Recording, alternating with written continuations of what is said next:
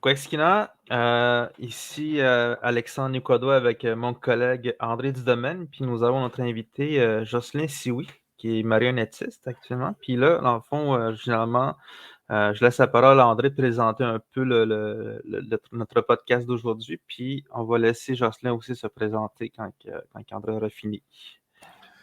Oui, ben d'abord, c'est un plaisir parce que Jocelyn est un ami, un collègue aussi, puisqu'on a travaillé ensemble sur une production de théâtre de rue, énorme production de théâtre de rue à présence autochtone. Et alors, c'est un homme de théâtre, devrait-on dire. Beaucoup de théâtre de marionnettes, ça a été mentionné. Mais là, avec la dernière production, il y a, dans le fond, à la fois une continuité, une rupture, une continuité, puisqu'on voit encore toutes les techniques narratives où on utilise les objets.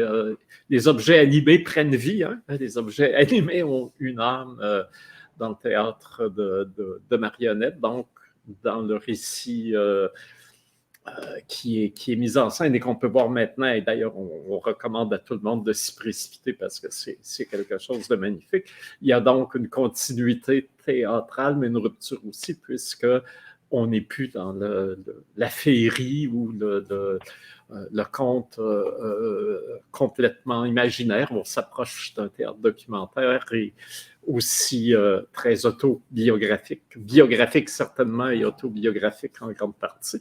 Donc tout ça est de la grande nouveauté dans le parcours de Jocelyn. Mais je pense que ça c'est pour mettre la table, mais effectivement tu pourrais toi te présenter et nous donner un aperçu plus détaillé quand même de ton long parcours créatif.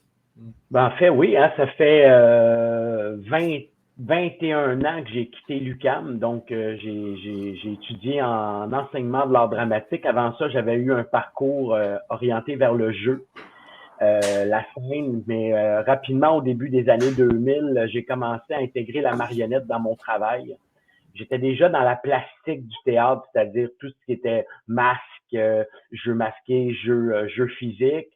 Et, euh, et donc, la marionnette m'a permis d'ouvrir davantage de possibilités au niveau de la mise en scène. Fait que je me suis lancé là-dedans, puis graduellement, ben, je suis devenu marionnettiste. Je l'ai appris. Au départ, je m'affichais pas comme ça. C'était plus comme quelqu'un qui fait de la mise en scène ou un créateur qui intègre de la marionnette dans mon travail. Puis voilà, fait qu'au de fil en aiguille, j'ai créé un groupe qui s'appelle avec mon groupe. On a créé ça, c'est collectif, ça s'appelle Belles et Brutes, et on a créé différents spectacles qui étaient surtout des fantaisies, de la comédie, un spectacle de pirates qui s'appelle Chavirez, le Tigane des mers, qui a fait 250 représentations partout au Québec, puis en France, même en Ontario, dans les Maritimes. Un spectacle qui s'appelle Manga, qui était très, très visuel, très musical aussi, qui était magnifique. Après ça, j'ai fait un spectacle qui s'appelle Monsieur P, qui était l'histoire de Monsieur Patate. Puis, entre-temps, j'ai créé aussi un festival qui s'appelle le OUF, Festival Off Castelier, qui est un des grands rassemblements de marionnettes au Québec et au Canada. Donc, parce que la famille marionnettique au Québec est très, très dynamique, très présente et c'est des gens formidables. Puis moi, je me suis beaucoup rattaché à ces gens-là. Je les aimais tellement que je me suis dit, ben, je veux trouver une raison de les rassembler encore plus. Fait que j'ai créé ce festival-là.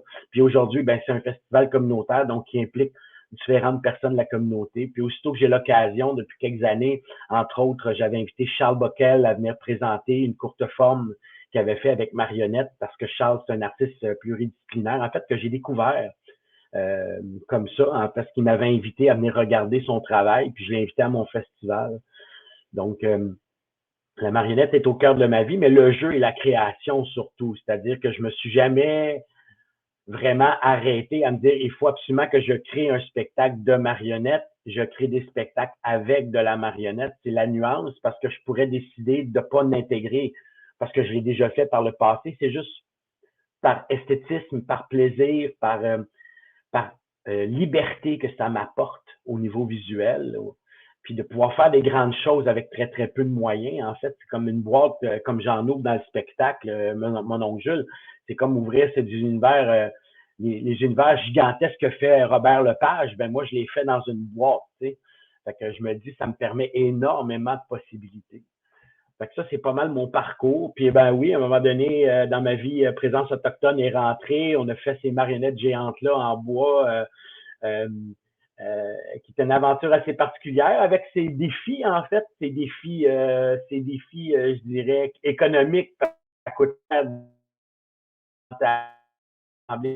mais défis de manipulation aussi, parce que j'avais jamais fait ça, de la marionnette géante.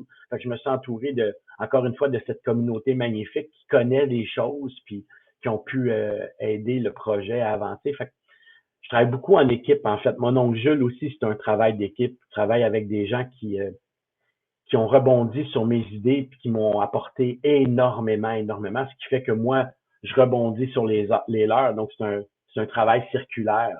C'est pas, je guide pas la production, je laisse la production se guider elle-même selon les idées qui viennent, puis j'oriente le tout pour faire le spectacle.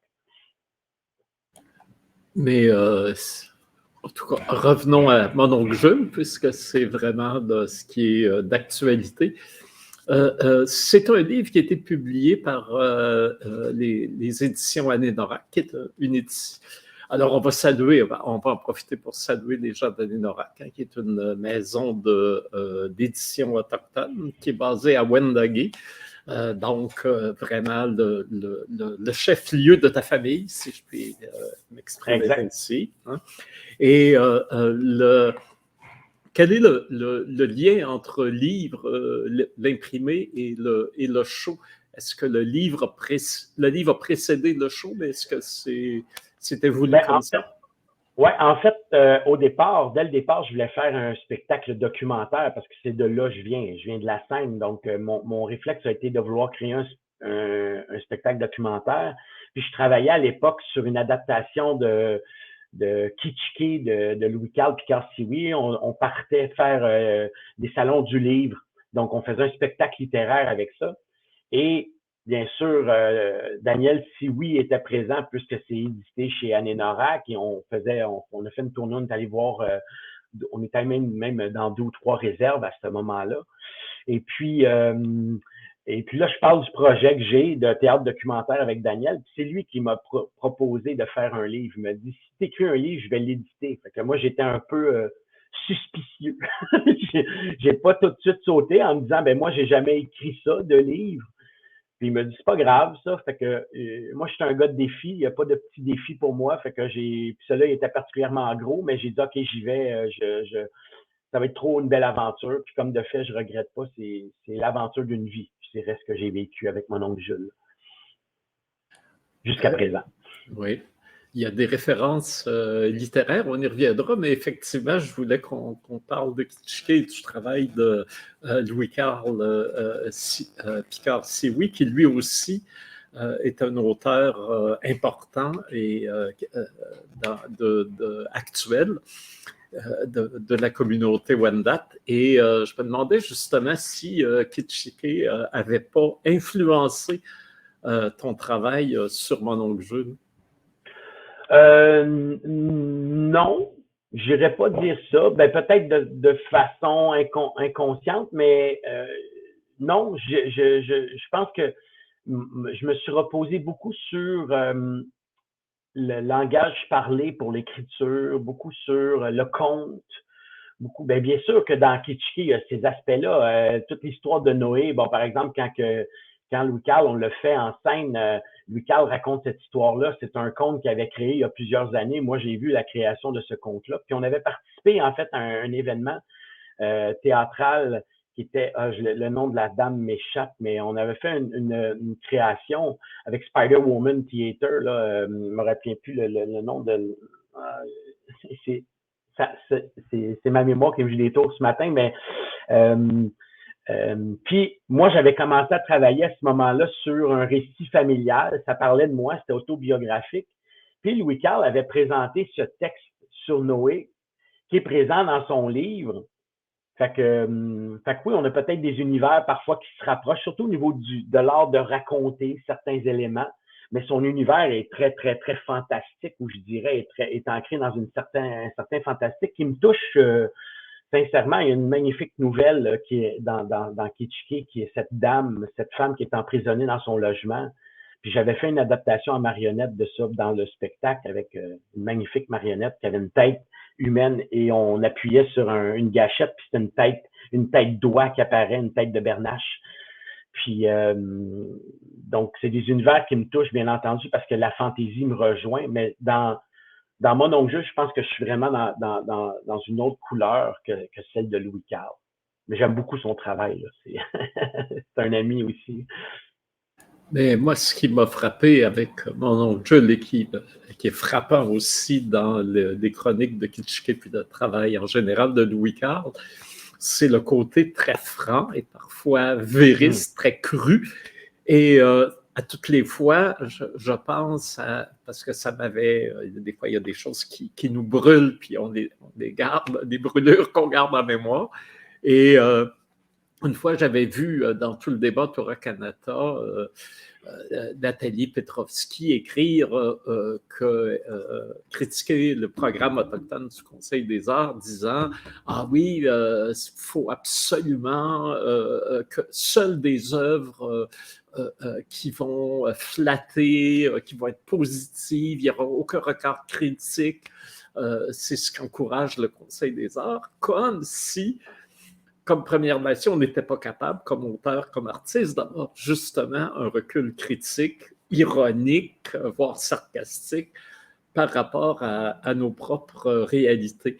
Et c'est dans ce sens-là, ce côté très...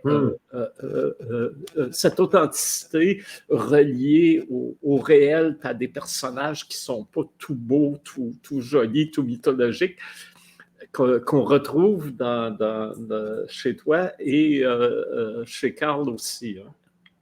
Oui, je suis d'accord. En effet, je pense qu'il faut être lucide, puis il n'y a pas une société qui est parfaite. Hein. J'étais dans une rencontre universitaire l'autre fois où on me parlait, bon, il y avait un malaise par rapport à mon livre, par rapport à la fin, par rapport à la pédophilie de mon oncle, puis comment enseigner l'histoire. Là, je viens de faire un héros, puis je le déboulonne.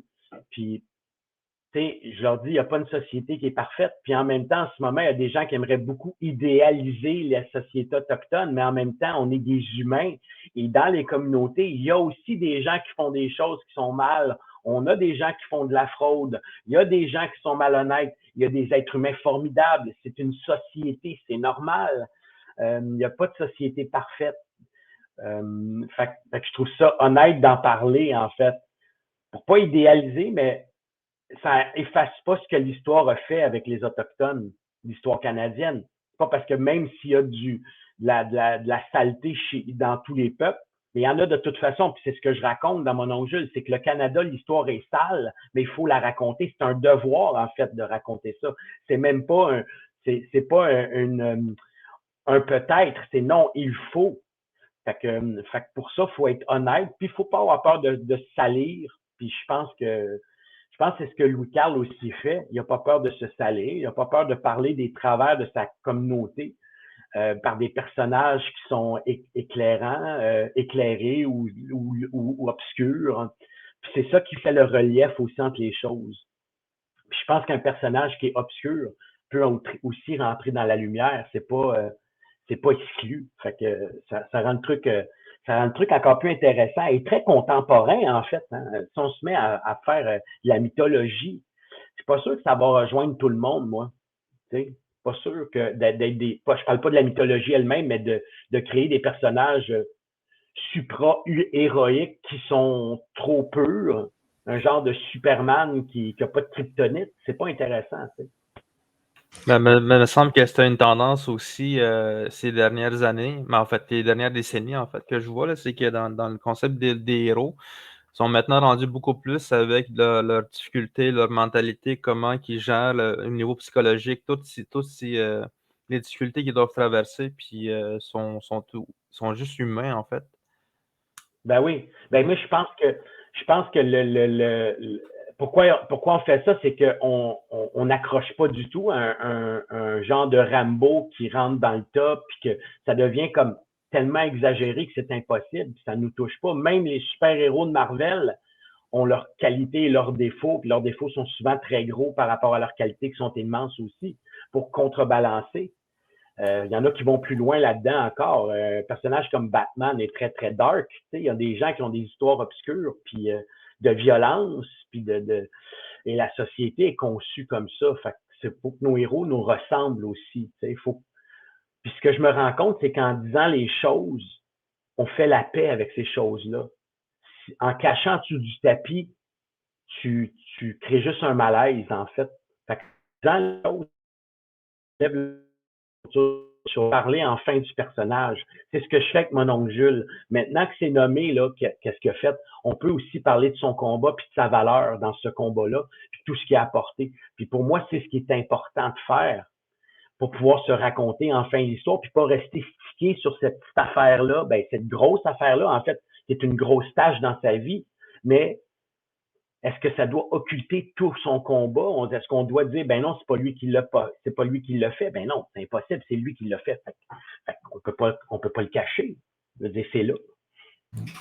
Ben oui, on pourrait le cacher, on pourrait le présenter autrement. C'est sûr que là, il y a la référence au Dark Knight, là, au Chevalier Sombre, effectivement, est très pertinente en l'occurrence, mais très souvent, traditionnellement, les défauts des héros sont plutôt passés, sinon passés sous silence, souvent comme des tendances bien excusables. Hein? Je pense que c'est Pascal qui disait l'ubricité d'Alexandre a fait plus de débauchés que son abstinence a fait des non-alcooliques. Alors donc, c'était quelque chose qui était, comment dire, vu comme presque un côté sympathique. Alors que là, vraiment, c'est peut-être dans l'air du temps aussi, les inconduites sexuelles sont... peut-être parce que ça a été caché trop longtemps, sont maintenant vus comme des monstres énormes qui sortent du garde-robe. Et là, je me suis posé la question, et je te la pose, en arrivant à la fin avec même un certain angle freudien. Je pense même que tu réfères à Freud dans le texte. Est-ce que finalement, ça n'affaiblit pas le côté politique, puisque ce serait, chez mon oncle Jules, une sorte de rédemption qu'il recherche par l'action politique par rapport à tout cet inconscient, ce côté camouflé, sombre qu'il a en lui. Je vous laisse le faire. Moi, pour moi, ça l'amoindrit pas du tout son combat. Jeanne d'Arc, je veux dire, était guidée par Dieu et elle se lançait dans un combat comme une folle. C'est sa schizophrénie qui l'aurait lancée là-dedans. Est-ce que ça atténue la valeur de son combat? Je ne sais pas. Mon oncle cherchait peut-être une rédemption, peut-être pas. Ça, c'est une interprétation fort personnelle de son combat, en fait. C'est ma façon à moi de faire la rédemption avec le personnage. Puis c'est une façon pour moi de trouver un sens à ses actions. Puis, mais je suis pas dans sa tête. Donc, je ne sais pas. C'est moi qui donne un sens. C'est un sens qui est fictif à quelque part. Après ça, les gens repartent avec ça, puis en font ce qu'ils veulent. C'est moi ma réponse. Après, ça revient exactement à cette question, est-ce qu'on déboulonne ou on déboulonne pas? Puis chaque personne va trouver une réponse à est-ce qu'on déboulonne ou on déboulonne pas. Maintenant, c'est des questions que je pose en spectacle, c'est des choix de société. Moi, j'ai décidé que la rédemption, c'était la clé, en fait. Puis on sait ce qu'on cherche comme société en ce moment. Les citoyens, en ce moment, essaient de se rapprocher des Autochtones parce qu'ils ont compris qu'il s'est passé des choses très graves dans ce pays-là. Et là, ils cherchent une forme de rédemption parce que pendant des années, pendant des années, ils l'ont pas su. Peut-être qu'ils le savaient puis qu'ils ont rien dit. Peut-être que... Et à un moment donné, je veux pas, il y a une honte, il y a quelque chose qui s'installe chez les gens, ce qui provoque encore plus une division. Puis plus qu'on le cache, plus qu'on s'éloigne l'un de l'autre. Et là, on a réalisé que c'était peut-être pas la clé. En tout cas, il y a beaucoup de citoyens qui l'ont réalisé. Et là, c'est une forme de rédemption qu'on cherche. Puis pour moi, c'est important, la rédemption. Tu sais, on est dans une société qui dit qui n'est pas punitive. Mais à partir du moment où on fait une action, il y a des actions qui sont plus graves que d'autres, puis on veut plus réintégrer les gens dans la société. Mais pourtant, on dit qu'on a le droit au pardon. Puis ça rejoint toutes ces questions. Chez les nations autochtones, la notion du pardon aussi, comment elle était présente, c'est-à-dire quelqu'un qui tuait quelqu'un dans certaines nations qui tuait le mari de l'autre ou qui avait, il se retrouvait à s'occuper de la famille. C'est une forme de rédemption. Pour acquérir une certaine forme de rédemption, il faut que tu participes à cette société-là. Il faut pas que tu te retires de la société. Puis nous, on a tendance à retirer les gens, à les déboulonner, à les mettre au rencard, mais c'est pas ce qui se passe.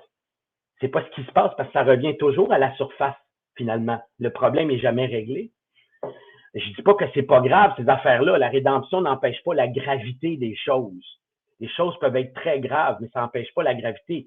Mais ça fait que peut-être qu'on avance plutôt que de reculer ou de rester sur place si on est en rédemption. En tout cas, c'est mon opinion, là. On entend souvent parler de la justice réparatrice, puis c'est ça que que j'avais du mal à comprendre quand j'étais jeune. C'est genre, moi, j'avais beaucoup appris la punition. Je pense que c'est pas mal ça comment ça Ouais. fonctionne dans la société, c'est qu'on te punit pour quelque chose que tu fais de pas correct. Puis on nous a souvent parlé, les années nous ont souvent parlé de réparation, en fait. Tu vas redonner ce que tu as pris, tu vas réparer ce que tu as brisé. Puis je pense que c'est pas mal juste ça, la justice réparatrice maintenant de nos jours. C'est d'engager les gens qui ont mal fait pour qu'ils fassent le bien par la suite, pour qu'ils réparent. Je pense que dans le récit que je raconte, c'est un peu ce qui se passe, en fait. C'est que sans que mon oncle le nomme lui-même, probablement qu'il le cachait ou il n'en parlait pas, mais sa façon de se lancer. Puis peut-être qu'il cherchait pas nécessairement, à devenir une statue, hein. Il cherchait juste peut-être à faire la paix avec lui-même. C'est ce que je dis dans le spectacle. Est-ce que ça amoindrit son combat? C'est pas important, en fait. C'est lui comment il dealait avec lui-même. C'est ça qui est le plus important. C'est pas qu'est-ce que nous, on en fait de lui, c'est qu'est-ce que lui a fait de lui. D'ailleurs, même dans l'histoire récente, je pense que quand on est un peuple lourdement opprimé, comme l'ont été les Premières Nations, forcément, on a des personnages traumatiques, hein, parce qu'ils ont vécu des traumas, tout simplement. Exact. Je regarde Eldridge Cleaver, par exemple. Tout le monde sait que c'est un grand leader des Black Panthers, mais il a fini par faire de la promotion des jeans. Puis, ça ne veut pas dire que son combat était inutile. Ça veut dire que lui aussi était complexe et a eu différentes périodes dans sa vie, certaines plus glorieuses, d'autres moins. Et si on devait faire sa biographie, il faudrait tout inclure, effectivement. Et aussi, il y a cette idée sinon de rédemption, de réconciliation. Quand on dit, on emploie le mot réconciliation, que je trouve très confus souvent. Moi, je dis, il faut se réconcilier chacun avec tout le monde doit se réconcilier avec une histoire. Tu parlais d'une histoire sale, justement. Il faut se réconcilier avec tout ce qui a été banni de l'histoire qu'on raconte et qui nous hante d'une certaine façon. Et d'ailleurs, il y a cette notion de trou de mémoire qui est très, très importante dans le travail que tu amènes et tu fais le lien. Je ne sais pas si ça a été une bougie d'allumage, mais je sais que tu mentionnes que dans le très beau livre là, d'Anaïs Barbeau-Lavalette, tu as lu que la femme qui fuit, en fait, l'héroïne du livre, est allée manifester en soutien à un Autochtone qui est en prison et ça s'avérait être ton grand-oncle Jules. Alors, peux-tu nous parler de comment cette découverte dans le livre d'Anaïs a joué dans ton parcours qui en ouais. En fait, j'étais déjà à une époque où je me questionnais beaucoup sur l'histoire, mais je pense que c'était dans l'air du temps aussi, hein, c'était nommé de plus en plus l'histoire des Autochtones n'est pas racontée. Puis là, je m'en vais donner des ateliers d'histoire. Je viens de faire une formation et je réalise que dans le programme qu'on me demande d'aller en classe, faire ces animations-là, exclut presque systématiquement toute l'histoire d'Autochtones. On parle de Jacques Cartier sans parler de Donnacona et de ses fils. Qui est quand même, en fait, c'est toujours la perspective de celui qui débarque du bateau et non pas la perspective de celui qui est là puis qui accueille les barbus qui arrivent. Puis, donc, toute la perspective qui est effacée. Et je me choque à ce moment-là. Et j'envoie une lettre à la dame qui est supposée de m'embaucher. Et je lui explique, ça explique qu'on ne peut pas tout choisir, mais moi, je réponds tout simplement, mais on peut quand même choisir de parler d'eux autres. Donc, vous avez choisi de ne pas en parler. Et là, j'ai décidé de ne pas y aller du tout. Et peu de temps après cet événement-là, dans la même, peut-être un mois et demi plus tard, je lis La femme qui fuit et je tombe sur ce chapitre-là, moi qui est déjà allumé. Ça vient juste de, là, ça allume le grand feu parce qu'après ça, j'ai appelé tout de suite mes parents pour dire, avez-vous la caisse que vous aviez à l'époque où mon oncle est mort? Fait que mes parents disent, ben oui, on l'a gardé, c'est sûr qu'on l'a gardé. Fait que ça fait 1 et 2. Moi, j'ai fait quelques recherches Internet, puis j'ai réalisé qu'il y avait un petit chapitre là, un petit truc là, on nommait son nom à gauche et à droite, mais il n'y avait rien. Même sur le site de Wendake, on parle même pas de son combat. Si tu t'en vas au musée de Wendake, on parle pas de Jules Sioux. Fait que ce personnage-là, qui est en mon sens quand même un personnage important dans le mouvement des années 40, puis que démarré des grands feux, il fallait faire quelque chose. Fait que là, j'ai dit, parfait, je tiens mon sujet. En fait, en plus, à cette époque-là, je vivais un autre moment, c'est que dans ma tête, je me disais, j'ai envie de parler aux gens. J'ai envie de raconter, mais pas comme nécessairement comme un conteur, mais tu sais, trouver ma façon à moi de compter. J'avais fait quelques essais en ce sens-là. J'avais du plaisir à le faire, mais ça, c'est venu comme me dire, OK, lève-là ton projet. Voilà sur quoi tu dois travailler. Puis j'ai fait un premier jet, puis là, j'ai commencé à avancer. Un premier jet de 30 minutes de lecture, puis j'allais lire ça, puis là, c'est ça, de fil en aiguille, ben j'ai continué à avancer. Mais oui, La femme qui fuit, ça a été un...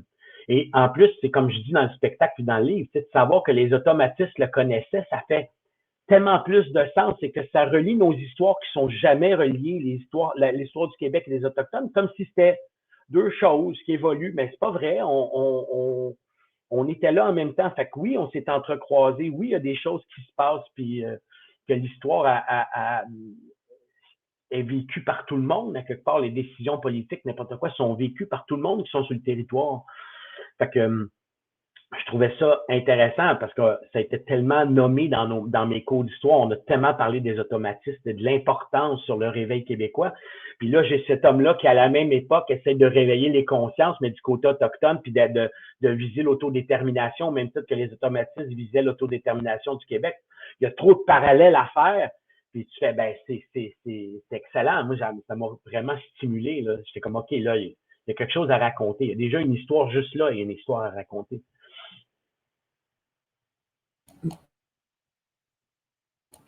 Mais aussi, oui, ben, je me cherche. Mais aussi, il y aurait un autre parallèle à faire, c'est comment la mémoire qu'on efface laisse un trou. Hein? Bon, dans La femme qui fuit, c'est elle-même la dame qui efface ses traces. Dans le cas de Jules, c'est ses héritiers, c'est ceux qui l'ont suivi, qui l'ont d'une certaine façon effacé par l'oubli. Et donc, le travail que tu fais n'est pas seulement un travail, je dirais, de recherche individuelle. Il y a là un lien avec une sorte de faille, de fracture mémorielle qu'il faut combler. Ouais. Exactement. Oui, tout à fait. Il y a une ligne du temps qui a des trous. En fait, ce que j'ai réalisé, c'est que on essaie d'expliquer l'histoire, on nous dit les grandes lignes, mais en oubliant, par exemple, de parler de la loi sur les Indiens à l'école, comment on peut expliquer les pensionnats? Comment expliquer cette séparation? Pourquoi on ne parle pas des Autochtones dans l'histoire? Qu'est-ce qui explique qu'on ne raconte pas? Qu'est-ce qui explique que vous ne l'avez pas appris à l'école? C'est un peu ça. Puis en remplissant ces petites cases-là, on se rend compte et on fait « Ah, c'est ça qui s'est passé. C'est ça qui explique ceci. » Puis c'est ce qui manque. Parce que pourquoi, tu sais, il y a des gens qui disent pourquoi ils vivent dans les réserves, pourquoi ils se tiennent à l'écart de la société? On va revenir en arrière, puis on va raconter l'histoire, puis tu vas peut-être comprendre ce qui s'est passé. Puis tu vas peut-être comprendre pourquoi il y a autant de réserves, puis tu vas peut-être comprendre pourquoi les gens s'accrochent à leur territoire comme ça, qu'on a tenté de leur enlever à plusieurs reprises, puis qu'on les a déplacés, on a créé des exils, des exodes. Tu sais, c'est ça qu'il faut essayer de comprendre, pour comprendre pourquoi il y a autant de désespoir, de malheur encore chez les peuples autochtones et pourquoi on travaille si fort pour réparer ça. Puis comme, tu sais, mais il y a beaucoup de choses qui s'expliquent par l'histoire. Puis à partir du moment où on comprend ça, les morceaux de puzzle se mettent en... Même si on n'a pas tous les morceaux, bien entendu, parce qu'il va manquer, il en manque. Mais par exemple, la petite histoire rejoint souvent la grande. Je m'en vais à Machtoyash. J'ai joué à Saint-Prime, donc je n'étais pas à Machtoyash, mais j'étais juste à côté. Puis il y avait des gens qui étaient des gens de Machtoyash qui étaient dans la salle. Et après le spectacle, je me rappelle plus son nom, mais il vient me voir puis il me dit « Je viens de terminer ton livre. » Et quand ma grand-mère est morte, j'ai trouvé cette carte-là du gouvernement indien, puis je me suis toujours demandé c'était quoi cette histoire-là. Puis là, je viens de comprendre que ma grand-mère a fait partie de ce mouvement-là. Il dit ça dans une espèce de ton de fierté. Il venait de comprendre qu'elle participait au mouvement, sa grand-mère. Puis là, tu remets des morceaux de puzzle, des petits morceaux, mais tu comprends toujours un peu mieux l'histoire, puis tu recolles ces mots-là. Tu sais, j'apprends plein de choses en ce moment. Tu sais, par exemple, des choses qui n'ont pas été expliquées, l'histoire de Washat, où les gens ont été persona non grata de 1947 à 1963 sans droit d'être canadiens ni autochtones parce qu'ils voulaient garder leur pointe de terre à Washat, ils voulaient garder cet endroit-là pour eux. Puis le gouvernement a tout enlevé, l'église, les soins, etc. Moi, je l'ai appris récemment. Ben, ce que j'ai su, c'est que les gens se sont accrochés à cette terre-là en grande partie parce que mon oncle les supportait en 1946-47. Parce que je suis avec Thérèse Jourdain, qui est la petite fille de Michel Vachon, qui était le leader du mouvement à cette île. Ben, elle a continué à faire des recherches. Fait que là, ces recherches-là augmentent, puis on fait des liens entre toutes les histoires pour essayer de comprendre la lutte, puis là, ça nous fait retourner en arrière aussi, comprendre encore mieux. Fait que ces petits morceaux de puzzle-là, maintenant, on les met, puis nous-mêmes, on fait notre ligne du temps, puis on la met à l'intérieur. Puis, faut qu'elle se glisse, parce que l'histoire d'un territoire, c'est complexe, mais il faut la raconter, tu sais, il faut trouver de la place pour raconter ça. Mais ça se passe aussi à l'école, puis ça se passe dans les programmes scolaires qui sont enseignés. Fait qu'il y a une job à faire, parce que c'est pas là. Il y a quelqu'un qui me disait à Sherbrooke que c'était un exemple de racisme systémique, parce que automatiquement, on exclut l'histoire autochtone. On n'enseigne pas la loi sur les Indiens ou très peu. Les pensionnats, on commence à en parler peut-être parce que les gouvernements veulent se donner bonne conscience, mais il faut faire beaucoup plus que ça, en fait, pour que justement ces trous-là se remplissent, qu'on remplisse la faille un peu. Moi, j'étais curieux, me demandais, les Wendat allaient où au pensionnat? Est-ce qu'il y en avait-tu ou il y avait-tu genre, il allait en Non, ville? il allait à Loretteville, en fait. Il n'y avait pas de pensionnat, ce que j'ai compris. Premièrement, les pensionnats étaient beaucoup pour briser la langue.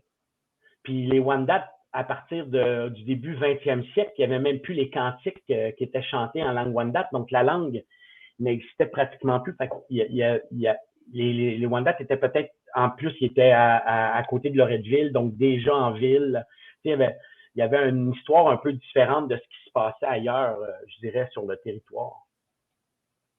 Je me souviens, Max Gros-Louis, une soirée, nous avait raconté que les élèves de Wendake avaient eu des bottes venues de l'armée canadienne qui étaient généralement trop grandes pour eux, donc il y avait un peu l'air fou quand ils allaient à l'école. Puis il se faisait rire d'eux autres. Puis Max, évidemment, qui déjà jeune était assez costaud, disait, quand il riait de nous autres, des autres autochtones, je m'approchais puis il arrêtait de rire. C'est sûr. Il était imposant. Je l'ai rencontré quand j'avais 10 ans. Je l'ai raconté avant dans le spectacle et dans le livre, le récit. Mais j'avais 10 ans quand la première fois je suis allé voir mon oncle Jules. Puis là, on est rentré dans son magasin qui était un gros tipi. Puis là, je me rappelle être arrivé devant lui. Puis tu sais, je l'avais vu juste à la TV. Hein? Puis là, quand tu as 10 ans puis que tu mesures à peu près 4 pieds puis que tu regardes cette armoire à glace-là, tu sais, wow! Il était impressionnant. Il y avait une prestance, Max Gros-Louis, ouais. Jusqu'à la fin de sa vie, hein, il y avait cette chose, ouais. Impressionnant. Impressionnant, monsieur. Ouais, d'ailleurs, j'ai une phrase qui m'a beaucoup frappé. Ben, disons peut-être pour resituer ceux qui nous écoutent qui seraient moins familiers, il faut rappeler que dans le mouvement autochtone qu'a initié le mononcle en question, il vendait des cartes. Hein, et c'était une adhésion au mouvement et une façon, évidemment, de financer ses activités. Et qu'il y a eu plusieurs leaders autochtones. On parlait de Michel Vachon à Sept-Îles, et il y en a eu d'autres aussi. Il y a eu William Commanda, qui est resté connu, qui ont appuyé, adhéré, participé donc à tout ce qu'a fait Jules Sioui. Et donc, c'est des bouts de mémoire que tu rattrapes, dans le fond, avec en remettant sur le devant de la scène, c'est le cas de le dire, le personnage de Jules Sioui. Alors ça, il y a ça qu'il faut, je pense, mentionner. Et mentionner aussi que, d'ailleurs, comme moi, là, ça, c'est quelque chose qu'on a en commun, tu as grandi hors de la communauté. Donc, quand tu vas voir mon oncle Jules, quand tu vas voir Max Gros-Louis, tu découvres, dans le fond, quelque chose qui t'appartient, qui est ton origine, un peu comme moi quand mes parents m'amenaient à Mashteuiatsi. Je découvrais des choses que j'ignorais totalement parce que je ne vivais pas dans cet univers particulier, bien que j'avais un lien avec la communauté, évidemment, par ma mère. Était un peu dans la même situation. Et je trouve intéressant, en tout cas, il y a une phrase que j'ai retenue, que je trouve magnifique dans la pièce. Tu dis chaque être humain est un musée fragile. C'est-à-dire qu'on a, tu sais, Senghor disait, si un aîné meurt, c'est une bibliothèque qui brûle. Mais là, on pourrait dire que chaque humain, si on n'est pas toute une bibliothèque, au moins on a quelques manuscrits, quelques ébauches qui vont manquer si on n'a pas légué finalement ces bouts de mémoire qu'on a. Et je trouve intéressant quand tu te présentes en disant « je suis le résultat du colonialisme », c'est ce que je suis. À ce moment-là, je veux dire, le corps même du comédien est là. Le comédien n'est plus une métaphore, un funambule abstrait en haut en train de jongler en train d'incarner des concepts. C'est vraiment toi qui est là sur scène. Et il y a là, en tout cas, un lien physique pratiquement, pas seulement... et je me suis demandé, et là, excuse-moi, on va rentrer dans l'intimité, mais je sais que tu as eu une greffe d'un rein et on dirait que ça coïncide, cette affirmation très physique et cette greffe qui, on pense que c'est une... Moi, je voyais ça comme quelque chose de terrible et que tu en serais sorti affaibli et tu en es sorti, ma foi, transfiguré. Moi, c'est comme ça que je l'ai vu. Oui. La maladie m'a apporté énormément d'introspection, puis ça coïncide avec le moment que je me suis mis à réfléchir à l'histoire de mon oncle Jules, à ma propre histoire, sur les traces que moi je laisse, sur d'où je viens. Fait que oui, en effet, oui, cette greffe-là, c'est pas juste la greffe, le passage vers la greffe, parce que pour moi, la greffe, c'est davantage la renaissance. Là. Donc, ce passage-là de peur de mourir, de pas savoir qu'est-ce qui m'attend, était une source intarissable. Puis ça l'est encore parce que ça m'a ouvert l'esprit sur un paquet de trucs. Je pense qu'ils sont importants pour moi encore aujourd'hui. Fait que oui, puis j'ai pas peur d'en parler. Je sais que c'est personnel, mais je parle beaucoup de personnel dans le livre aussi ou dans la pièce. Et pour moi, le personnel, c'est pour rejoindre l'universel, en fait. Tu sais. Puis je suis quelqu'un qui est très, très positif dans la vie. J'ai de l'espoir pour un paquet d'affaires. Puis aussitôt que j'ai eu une chance de me remettre à travailler par redevenir ce que j'étais avant de tomber malade, ben j'ai foncé là-dedans, tête baissée. Là. Je veux dire, j'avais plus une minute à perdre. En fait, la vie, c'est quelque chose qui passe vite.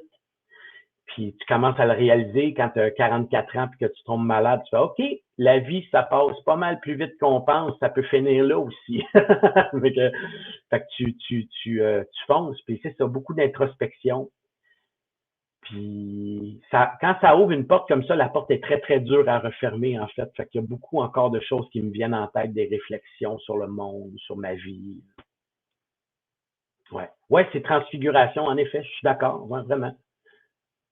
Il y a un avant et un après. En tout cas, tu es un modèle pour nous tous, puisque comment les coups durs sont une occasion de rebondir plutôt que de s'écraser. Et donc, enfin, non seulement l'œuvre est admirable, mais le travail aussi qui mène à l'œuvre est admirable. Et c'est tout ça qu'on a retrouvé. Enfin, on est ensemble, Gabriel, notre collègue, Alexandre et moi, et je dois dire qu'on a tous été on a entièrement adhéré à la proposition de la pièce et on a été vraiment touché et je tenais à ce qu'on fasse un podcast ensemble là, parce que c'est quelque chose de très important. D'ailleurs, c'est toujours là, on peut te voir encore là. Hein, Oui, je suis là jusqu'au 6 novembre. Puis comme on est en ligne puis qu'il y a du monde de partout, là, en fait, je serai à Québec au Théâtre Périscope à partir du 8 décembre jusqu'au 18. Et ensuite, je vais me promener un peu partout. Les gens pourront consulter mon site web. Là, je vais avoir les dates. Là, je vais me promener. Je vais aller à Sherbrooke. Je m'en vais à la Pocatière éventuellement, Chambly. Je me promène. Je vais me promener un petit peu partout Puis ça continue. Là, il y a d'autres dates qui s'ajoutent tranquillement. Là. Fait que, ouais, on travaille pour que le spectacle ait une longue vie. De parler le plus possible, de rencontrer des gens, d'en parler le plus possible de cette histoire-là, éveiller des consciences peut-être, ou en tout cas susciter des questions. Alors là, maintenant, c'est au théâtre Les Écuries à Montréal. Oui, aux Écuries à Montréal. Alors donc, là aussi, pour avoir des billets, on Google Théâtre Les Écuries. Oui, exactement. Puis, s'il y en a qui sont intéressés, faites vite parce que je sais qu'il y a des soirs, que les dernières représentations, en général, ça se remplit. Là, je sais que c'était presque complet vendredi. Là, fait que j'aimerais ça afficher complet, mais... En tout cas, nous, quand on y était, il y avait du monde. En tout cas, c'est sûr. Oui, il y a du monde. Oui, tout à fait. Il y a beaucoup de monde. Oui, puis d'ailleurs, il y a eu une très bonne presse pour le spectacle, bien mérité. Oui. Et tant mieux si ça l'amène le public. En tout cas, nous, tous ceux qui nous écoutent, on les incite fortement à aller voir. C'est quelque chose... comment dire, non seulement d'instructif, c'est quelque chose de touchant, quelque chose de bouleversant et quelque chose qui nous amène quelque part comme société, comme individu. En tout cas, bravo. Nous, on est vraiment des fans de mon jeu de là. Et puis, il faut rappeler que le livre peut se trouver en librairie aussi. Est-ce qu'il y a des choses qui sont dans le livre qu'on ne retrouve pas dans la pièce? Oh oui, c'est sûr, parce que j'avais 300 pages de livre, hein, fait que il y a beaucoup d'éléments, surtout sur certains chefs. Donc, je vais parler un petit peu plus de Bernard Commanda, de Gabriel Curtness. Il y a des éléments, je parle par exemple du Livre blanc en 1969. Il y a des trucs que je rentre un peu plus en détail à l'intérieur du livre. Donc, oui, c'est ça, c'est plus riche en informations, en effet. J'ai fait un tri pour le spectacle, je suis allé à l'essentiel. Est-ce que tu le racontes de la même façon que tu le fais dans le théâtre? Oui, exactement. Les façons sont métissées, c'est-à-dire que je vais vers vers parfois il y a du dessin, il y a de l'illustration, de la BD, il y a des trucs qui se rapprochent du conte ou de la nouvelle littéraire. Parfois, c'est très informatif, donc ça va dans toutes sortes. Mais j'accompagne le lecteur dans la lecture, je lui parle dans l'oreille d'une certaine façon, un peu comme je raconte l'histoire.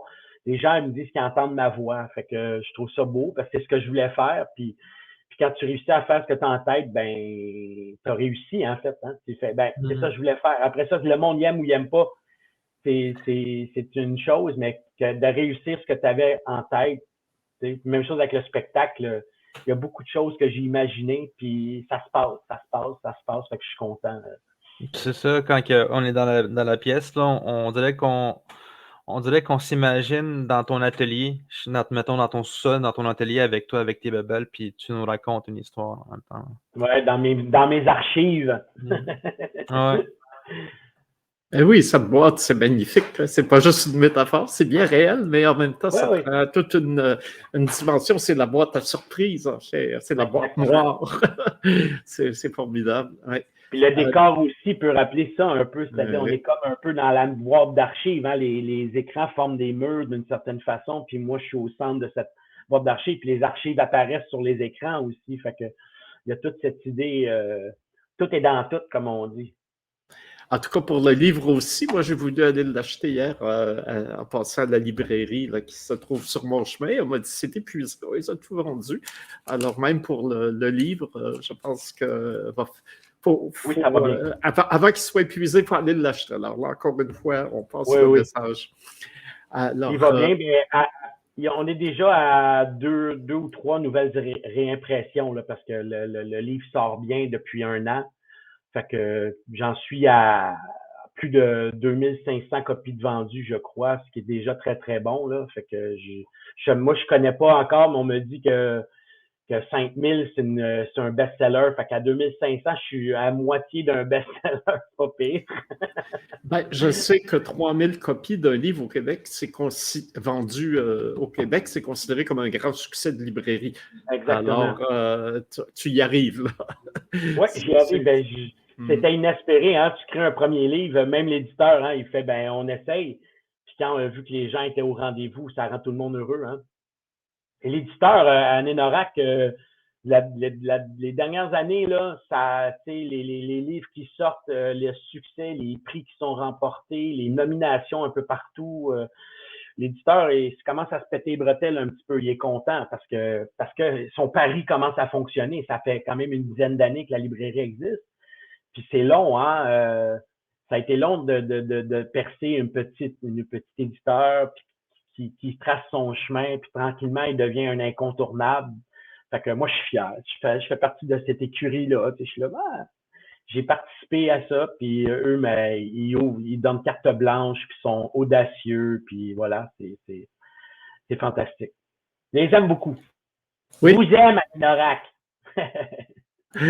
Et d'ailleurs, ben, c'est le mouvement d'affirmation des Premières Nations dans lequel on est chanceux, on le vit comment il y a eu, après des années d'exclusion et de difficultés, tout d'un coup, toutes les portes sur lesquelles on frappait à grands coups de tomahawk s'ouvrent d'un coup.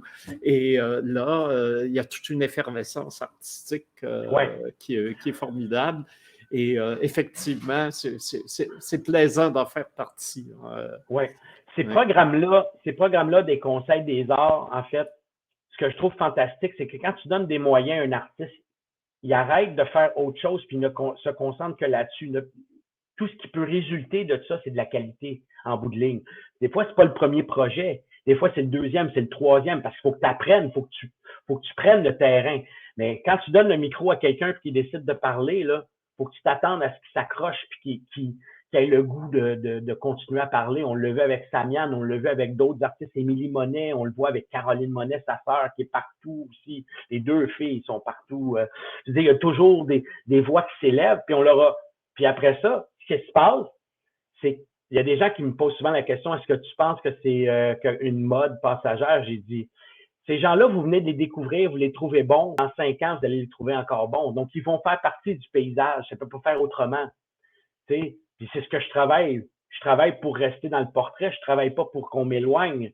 je veux pas être la mode, là, je veux pas être comment on dit ça? La saveur du mois. Ouais, la saveur du mois, là. Des fois, j'ai un petit peu cette impression-là, j'en profite, mais dans ma tête, c'est non, faut que tu continues à avancer, faut continuer à chercher, faut continuer à parler. Parce que il y a toujours un projet de toute façon qui est en chantier. Hein, fait qu'il faut toujours avancer parce qu'il faut que la parole reste, il faut que les gens continuent à nous entendre. C'est important. Oui, puis c'est bien de nous rappeler à l'ordre. Si ce devait n'être qu'une mode, on aurait une part de responsabilité aussi là-dedans. Il faut être résilient pour s'incruster et s'assurer que les portes qui sont ouvertes, qu'on mette le pied fort, assez planté pour qu'elles restent ouvertes à l'avenir. Exactement. Puis tu sais, je suis sûr, je suis convaincu, tu sais, quand une fille, par exemple, comme Émilie Monet se présente et rendue à l'Espace Go, elle se promène d'un théâtre à l'autre, elle développe des nouveaux projets, les gens s'attachent à elle, puis s'attachent à son travail, puis à la qualité de son travail. Ils s'attachent pas au fait qu'elle est autochtone. Ça, c'est sûr qu'il y a quelque chose qui remplit des petites cases dans les demandes de subventions du gouvernement, mais au-delà de ça, il y a quand même des billets qu'il faut que tu vendes à la porte. Il y a quand même un intérêt artistique dans tout ce qu'on fait, ce qui fait que moi-même, j'ai cette pression-là. Je me dis, si ma salle était vide, là, je serais-tu heureux de faire ce que je fais? Non. Elle n'est pas pleine parce que je suis à la saveur du mois, parce que c'est pas long là, que ça se dit que le spectacle est bon ou est pas bon. Là. Le monde, il achète, avec l'argent, sont prudents, je dirais, tu sais, acheter des spectacles. Quand c'est gratuit, c'est autre chose. Mais même encore, c'est même encore. Fait que je me dis, non, il y a de la qualité est là, les artistes sont forts de plus en plus, ont des démarches vraiment originales qui sortent des sentiers battus parce qu'on n'a rien à perdre. En fait, on a tout à gagner. Fait qu'on sort des sentiers battus, puis on entraîne un mouvement avec nous aussi. Fait que je trouve ça beau, en fait, ce qui se passe. Il y a quelqu'un qui disait il y a quelqu'un qui m'a dit l'autre fois, il dit, je pense que les Autochtones, en ce moment, vous êtes l'avant-garde. Ben, j'aime ça, entendre ça. J'aime ça, entendre ça, parce que c'est peut-être ça, en fait, peut-être qu'on va dans des endroits que certains artistes osent pas. Peut-être, je sais pas, je soulève la question, mais si on l'est, ben, on va continuer à travailler puis à faire des belles choses. Alors, on n'est pas de la saveur du mois, mais on a quand même le mot du jour, hein, puisque le mot de la semaine oui. que nous prépare Alexandre, alors qui a des grandes qualités linguistiques. Alors, lui a grandi en communauté, donc il a vraiment appris la langue atikamekw. Il travaille toujours comme traducteur et travaille au Wikipédia atikamekw, hein, qui est quelque chose de formidable. Wow. Alors, qu'est-ce que tu nous as préparé aujourd'hui, Alexandre?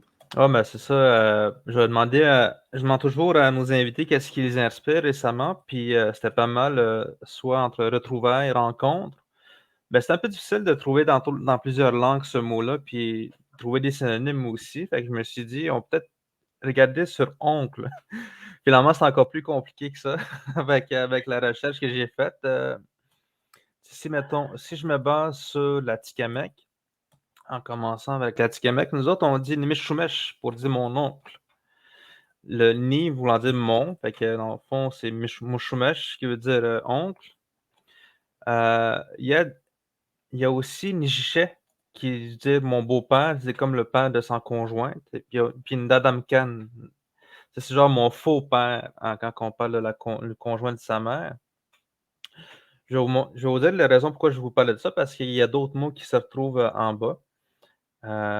Puis, Nomushomujish, ça c'est le grand-oncle, comme qu'on dit. Là.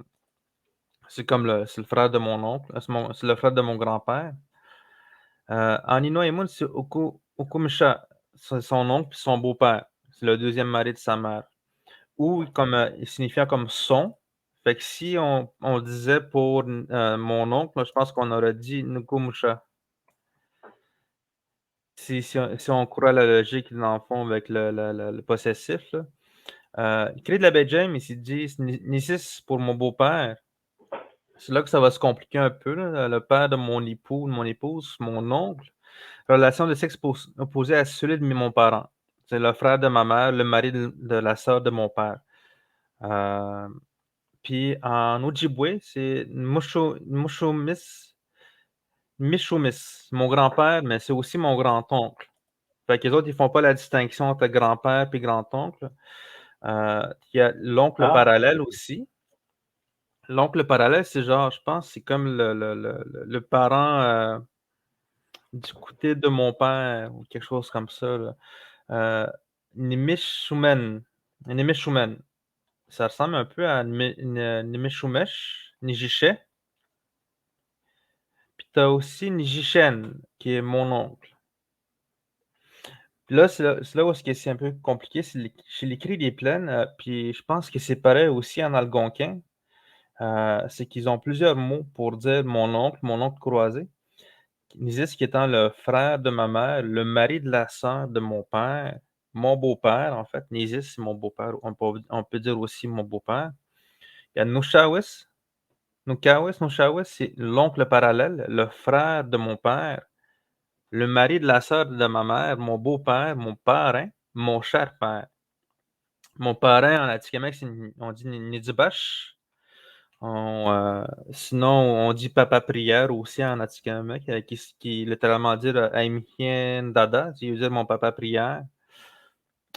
Nukumis, mon oncle parallèle, le frère de mon père, le mari de la sœur de ma mère. Puis Swampy Cream, Swampy Creek, c'est Uzisa. Ça ressemble beaucoup à Nésis aussi. Fait que c'est ça, dans le fond, je pense que l'Atikamekw, on la simplifie beaucoup, mais dans les langues algonquines, c'est beaucoup plus compliqué que ça de dire, genre, mais on peut définir l'oncle qui est le frère de ma mère, le frère de mon père, mon beau-père, le père de ma conjointe, mon conjoint. Puis inversement, c'est ça, apparemment que c'est un peu plus compliqué là-dessus. Fait que moi, j'ai découvert quelque chose là-dessus. Moi, je pensais qu'une Meshumesh, ça veut dire oncle pour tout le monde. Puis mon oncle, en fait, je pourrais traduire ça en Meshumesh. Mais tu viens comme Jocelyn d'ouvrir une boîte d'archives. Parce que dans les traditions anciennes, le lien éducatif, le lien d'autorité de l'enfant, c'était l'oncle maternel, le frère aîné de la mère, traditionnellement, et non le père biologique. Ce qui créait le malentendu quand les Français disaient « Vous allez appeler le roi de France mon père ». Ben, pour les Autochtones, c'était comme un titre honorifique, pourquoi pas. Et les Français disaient « Voyez, ils sont soumis au roi de France ». Alors que non, il aurait fallu qu'ils l'appellent mon oncle Jules, pour qu'il y ait eu un lien d'autorité et d'une certaine filiation en termes de formation et de socialisation pour le reconnaître. C'est intéressant ces choses-là de la langue, de la compréhension d'un peuple à l'autre, parce que par exemple, là, quand Cartier discutait avec les Iroquois du Saint-Laurent, puis qu'il disait de pas monter au nord parce qu'il y avait c'est un autre royaume, ben la définition du mot royaume, c'est quoi, tu sais, pour les Iroquois du Saint-Laurent, la richesse de la terre, il n'y a pas nécessairement de l'or ou tu sais, c'est autre chose, c'est un autre lieu, fait que c'est intéressant. Après ça, lui, il retourne là-bas et il dit, il y a un royaume. Fait que là, dans leur tête, les autres, wow, des richesses.